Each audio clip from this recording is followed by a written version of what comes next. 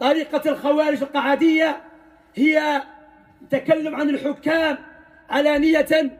مرت فترة علينا في هذه البلاد شغبوا على علماء الأمة. لماذا؟ قالوا ما ينكرون.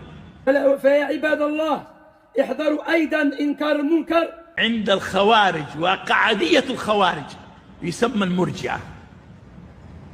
هؤلاء مرجئة الحكام. والله يخشى على من يقول هذا، يخشى عليه إسلامه. فأنكروه بالحكمة والموعظة الحسنة ولزوم منهج النبي عليه الصلاة والسلام.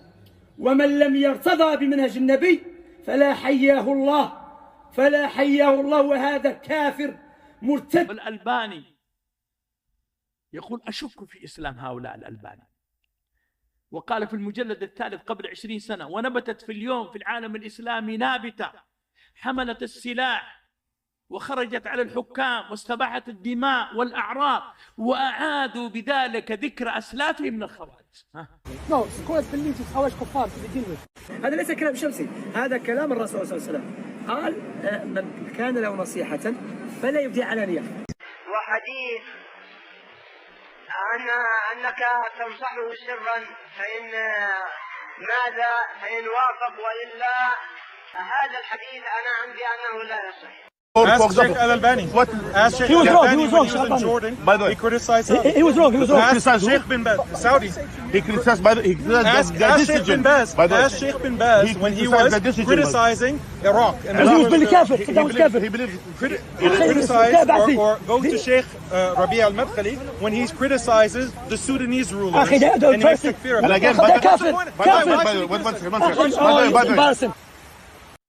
وقعت الدولة السعودية فيما هو أخطر مما كانوا يتوهمون أنه سيقع، وهو إدخالهم للأمريكان والبريطان في بلاد الإسلام دون أن تراق من هؤلاء الكفار قطرة دم، ودون أن يدفعوا الجزية عن يد وهم صاغرون كما هو المفروض بالنسبة للدولة المسلمة التي تحكم بما أنزل الله، أن تفرض الجزية على الكفار أعداء الإسلام والمسلمين.